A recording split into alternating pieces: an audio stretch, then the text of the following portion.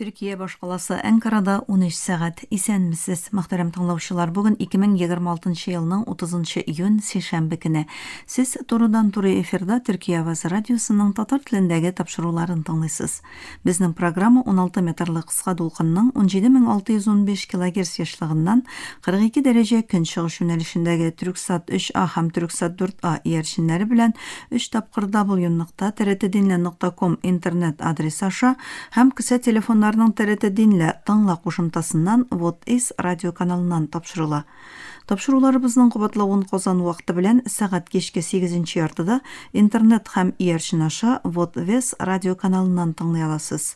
Тапшыруыбызның бүгенге чыгарылышында соңгы хәбәрләрдән соң Татарстан хәбәрләре программасы белән Төрки дөньяның мәдәни мирасы язмасын тәкъдим итәрбез.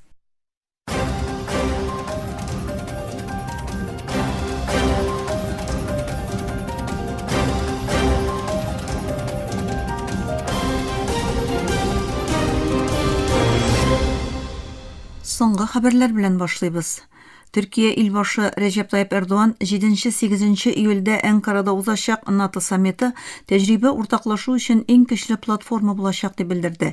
Истанбулда НАТОга әгъзаларының парламент җитәкчеләре хөрмәтенә оештырылган төшке ашта чыгыш ясаган илбашы Эрдоган Төркиянең төбәк кризисларын идарә итүдәге искиткеч сәләте һәм иттифак эшендәге күп еллык тәҗрибәсе белән уртаклашуын белдерде. Эрдоган шулай ук катнашучыларга Төркиянең саклану чыгымнарын арттыруын һәм 2025 елгы Гага саммитында кабул ителгән йөкләмәләр нигезендә НАТО миссияларына һәм операцияларына иң күп өлеш керткән 5 ил арасында булуын искәртте. АКШ илбашы Дональд Трамп Тәһран җитәкчелеге Вашингтон белән турыдан-туры сөйләшүләр планлаштырмавын белдерсә дә, Иранның сишәмбе көнне Катарда очрашу үткәрүне соравын җиткерде. Ике якта Дохага делегациялар җибәрүне расласа да, визит вакыты һәм максаты турында капма-каршы белдерүләр ясалды.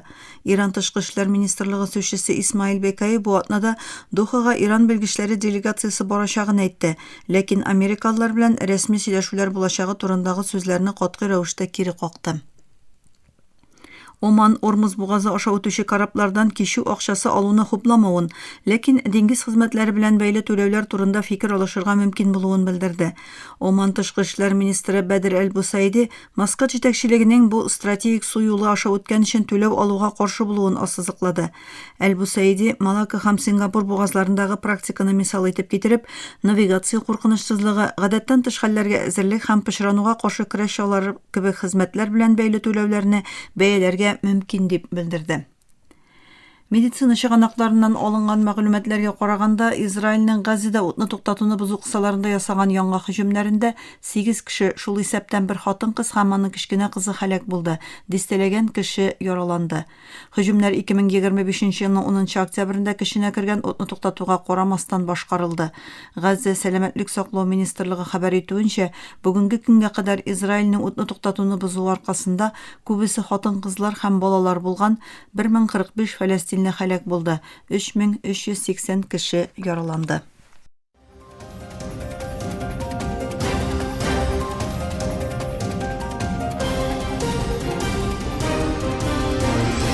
Төркия авазы дулкыннарында соңгы хәбәрләр тыңлыйсыз.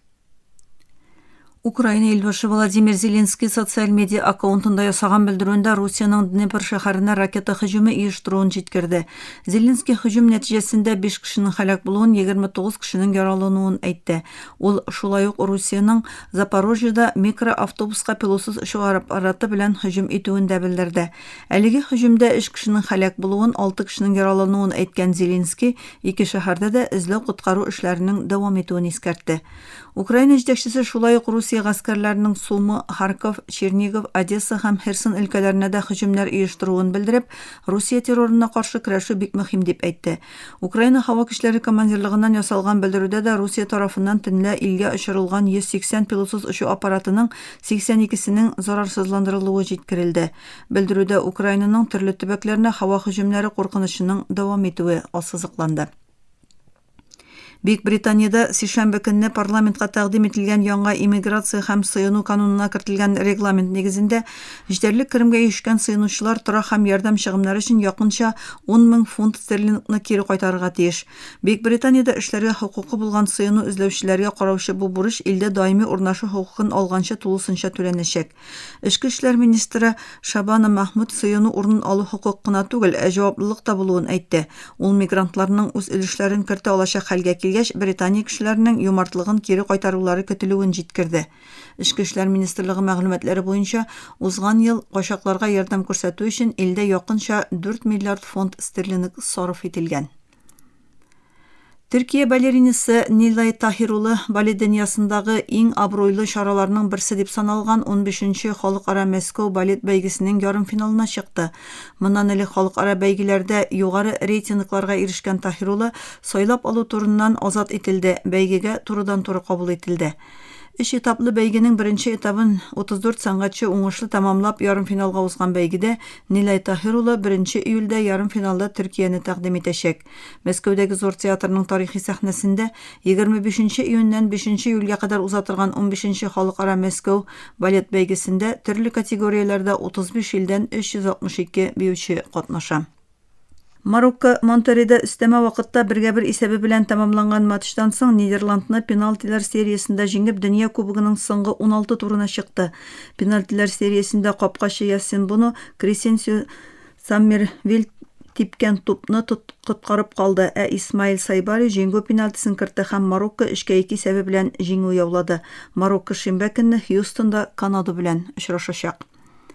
Төркия милли теннисче Зәйнәп Сөнмәс дүшәмбе көндә Лондонда үткәрелгән Ширәм кортлы теннис чемпионаты Уимблдон 2026-ның 2нче этабына чыкты.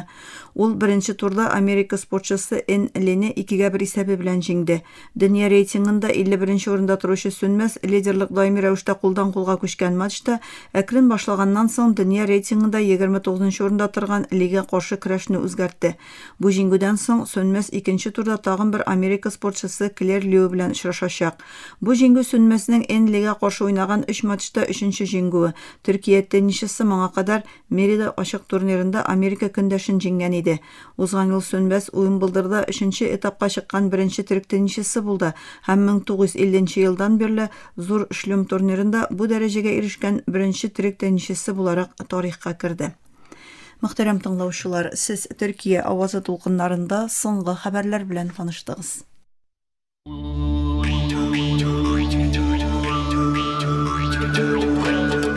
Төрки дөньяның мәдәни мирасы.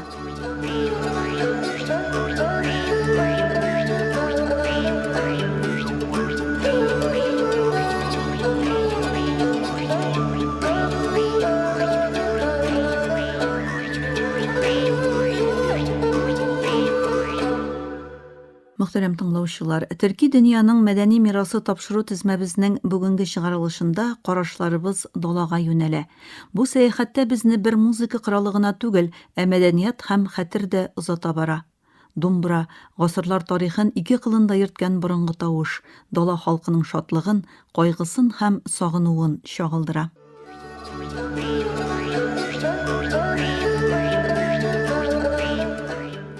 Даланың үзенә генә хас теле бар. Ул кайвакыт үләннәр арасындагы җилнең пышылдавында, кайвакыт ераклардан ишетелгән атлар тавышларында, кайвакыт күченү юллары буйлап яңгыраган көйләрдә ишетелә. Ләкин даланың иң тирән тавышы еш кына думбра кылларыннан күтәрелә. Чөнки думбра гади музыка коралы гына түгел, ул даланың сөйләшүче йөрәге, дастаннарны, күченүләрне, шатлыкларны һәм сагынуларны буыннан буынга күчереп, төрки дөньяның уртак хәтерен саклап кала. Йылдызлы төннәрдә яңгыраган һәр думбра кие борынгы тавыш кебек яңгырый, ата-бабаларның истәлекләрен, күченү юлларын, эзләрен һәм вакыт хәтерен бүгенге көнгә алып кайта. Думбра тарихы төрки халыклар тарихы кебек үк борынгы һәм тирән. Түркстан далаларында гасырлар дәвамында формалашкан бу гади инструмент ике кылы һәм гади тышкы күренешенә карамастан үзендә сансыз хикәяләрне саклый. Бер кылы үткәнне, икенчесе киләчәкне аңлата кебек. Ул сагынуны, өметне һәм кешенең иң тирән хисләрен чагылдыра.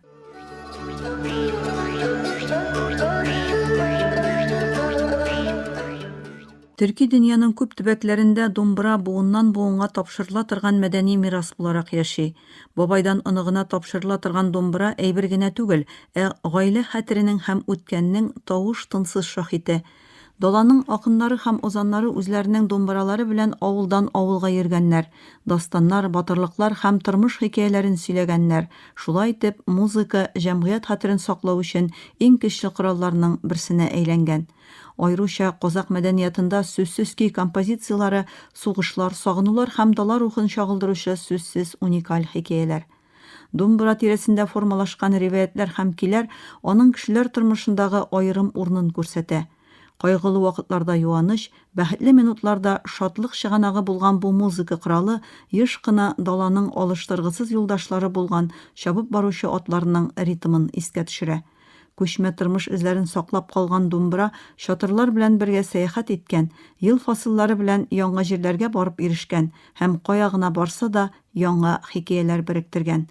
Шулай итеп, дала тавышы гасырлар дәвамында думбыра кылларында яшәвен дәвам иткән.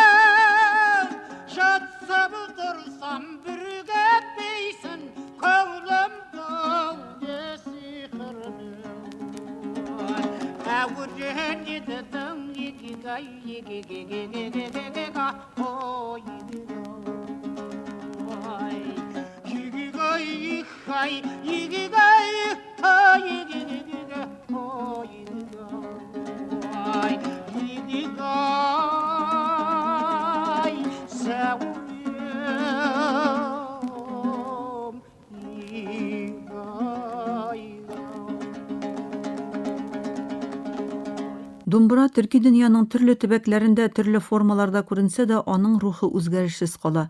Казак далаларыннан Алтай тауларына кадәр сузылган бу киң географиядә думбыра тавышы кешеләрдә бер хисне уята, үз тамырларыңа бәйлелек хисе. Бүгенге көндә яшь сәнгатьчеләр бу борынгы инструментны яңа төсмерләр белән киләчәккә алып барганда, кыллардан яңгыраган көйләр даланың исен, тарихын һәм урта хәтерен саклап кала. Чөнки думбыраны саклау музыка инструментын гына түгел, цивилизация тавышында саклап калу дигән сүз. Дала халкының табигать белән тирән бәйләнеше думбыра көйләрендә дә чагыла. Аның тавышында кай вакыт җилнең үзгәрүен, кай вакыт күктә бөркетнең очуын, кай вакыт чиксез офыкларга таба чабып баручы ат таяклары тавышын сизәргә мөмкин. Тарих дәвамында сугышларга, күченүләргә һәм аерылуларга карамастан думбыра төрки җәмгыятьләр янында булган. Батырлык, ирек, сабырлык һәм өметне буыннан буынга җиткергән. Бүгенге көндә дөньяның төрле илләрендә яшәүче төрки җәмгыятьләр думбра көйләрендә уртак хәтердә очраша. Шатыр алдында яки концерт залында уйналса да, аермасы юк, аның тавышы кешеләргә кем икәнен һәм нинди тамырларга каравын искә төшерә. Думбраның иң гаҗәеп ягы мөгаен аның гадилегедер. Ике кыл белән гасырлар тарихын сөйләп бирә алырлык бу борынгы музыка коралы үткәнне һәм киләчәкне бер үк көйдә берләштерә һәм дала тавышын яшәтүне дәвам итә. Мөхтәрәм тыңлаучылар, төрки дөньяның мәдәни мирасы тапшыру тезмәбезнең бүгенге чыгарылышы ахырына якынлашты. Киләсе тапшыруда күрешкәнгә кадәр исән, имин булыгыз.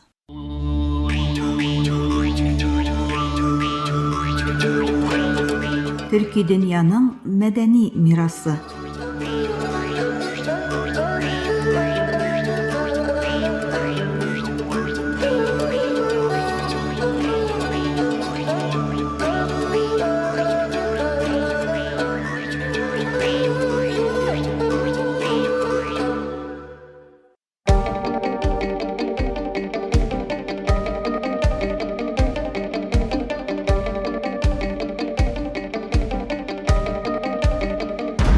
Türkiye Ovazı Radyosu her vaqtdagıcha yanıqızda.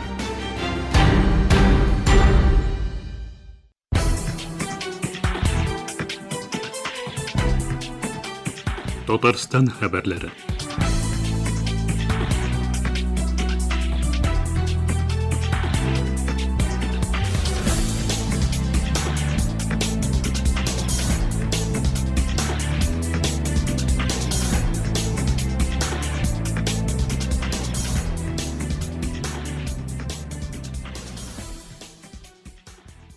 Казан аэропортының 3-нче терминалын Татарстан Республикасы көнендә ачу планлаштырыла. Ул эчке линияларга хезмәт күрсәтәчәк. Татарстан транспорт һәм юл хуҗалыгы министры Фәрит Хәнифов белдергәнчә, 3-нче терминалны август ахырында техник файдалануга тапшыру планлаштырыла. Төзелешне финанслау белән проблемалар юк. Аның заказчысы Казан халыкара аэропорты үзе. Бүген бу Русиядә мондый вакыт эчендә төзелә торган бердән-бер объект. Төзелеш башланганга 15 ай бара. Мондый объектлар озаграк төзелә дип ассызыклады ул. Аэропортның яңа объекты файдалануга тапшырылганнан соң, 1 һәм 1 А терминаллары реконструкциядан соң халыкара рейсларга хезмәт күрсәтәчәк.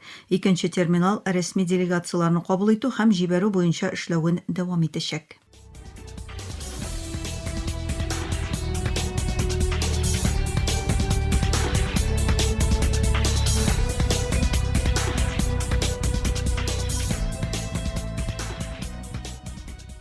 Августның 1 ял көннәрендә Татарстан башкаласында 1 тапкыр тарихи фестивале узачак. Татарстан Республикасы Милли музее генераль директоры Айрат Фәйзрахманов сүзләренчә, ул тарихи блогер халыкара конкурсында кергән зур тарихи агарту проектының бер өлеше булачак. Тарихи блогер фестивальгә игътибарны җәлеп итү һәм иң мөһиме кызыклы популяр контент булдыру Татарстан, татар халкы һәм илебез тарихын актуальләштерү өчен менә дигән мөмкинлек, диде Фәйзрахманов. Фестивальдә Татарстанның борынгы һәм урта гасырлар тарихына аерым игътибар биреләчәк. Музей җитәкчесе сүзләренчә, бүгенге көндә нәкъ менә шушы чорларны заманча форматларда популярлаштыру җитми. Фестивальгә килүчеләр өчен лекциялар, экскурсиялар, тарихи реконструкциялар, халык һөнәрчелеге ярминкәсе һәм музыкаль программа әзерләнәчәк. Ярминкәдә күн, мех һәм башка традицион материаллар белән эшләүче осталарның эшләнмәләре тәкъдим ителәчәк.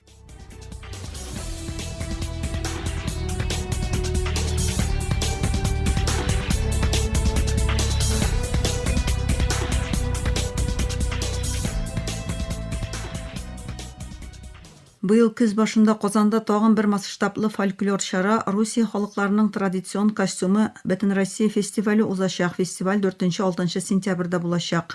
Фестиваль илнең төрле төбәкләреннән килгән осталарны, рәссамнарны һәм иҗади коллективларны берләштерәчәк. Конкурсның төп вакыйгасы булып соңгы 4 елда ясалган костюмнар һәм курчаклар коллекциялары бәйгесе торачак. Программа шулай ук күргәзмәләр, ярминкә, гала концерт һәм конкурс эшләренә аналитик күзәтүне үз эченә ала. Катнашу өчен иҗади коллективлар, гаилә коллективлары, шулай ук аерым осталар, рәссам модельерлар, иҗади белгечләргә укучы студентлар һәм укытучылар чакырыла. Катнашучыларның яше шикләнмәгән. Фестивальдә катнашу өчен гаризалар 2026 елның 7 августына кадәр кабул ителә.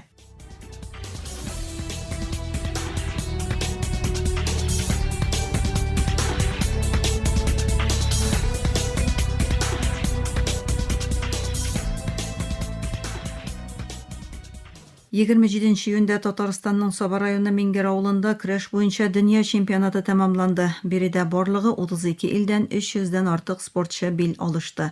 Көрәштә ир-атлар арасында 11 комплект медаль уйнатылды. Татарстан көрәшчеләре дөнья чемпионатында 7 алтын медаль яулады.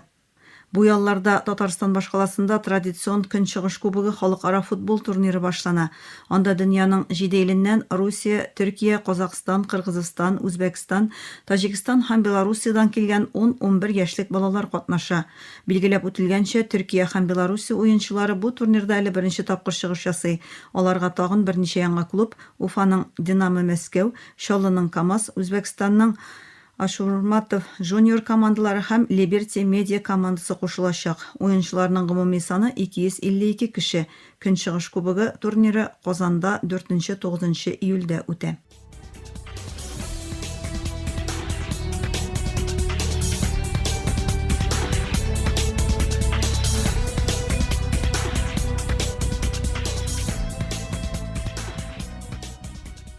Он 8 июльдә Балтач районы Бербәш авылында 19-нчы Бөтен Россия мөселман балалар сабан туе узачак. Һәр елны үткәрелүче милли бәйрәмгә Татарстан дин әһелләре, күпләгән татар зыялылары, дәүләт һәм иҗтимагый оешмалар җитәкчеләре киләчәк. Сабан туе Татарстанның баш казые, Балтач районы имам мөхтәсибе Җәлил хәзрәт Фазлыевның тырышлыгы белән оештырыла.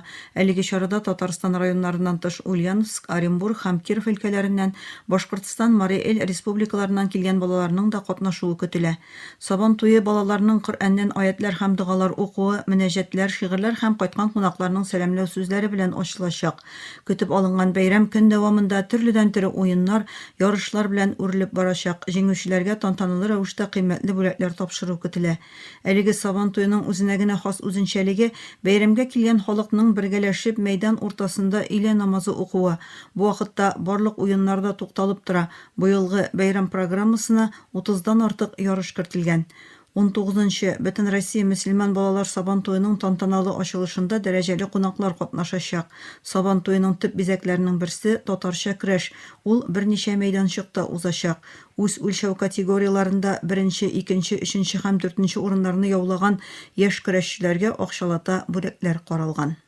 Тапшыруда Татар-Информ хәбәр агентлыгы язмалары кулланылды.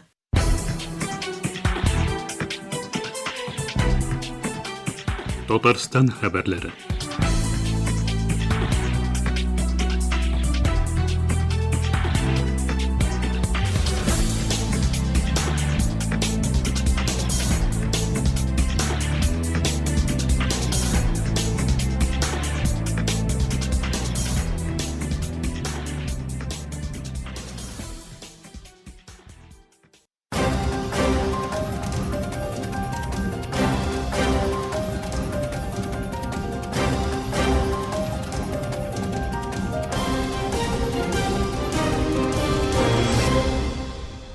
Мөхтәрәм тыңлаучылар, Төркия Аваз радиосының татар телендәге тапшырулары шушының белән ахырына якынлашты.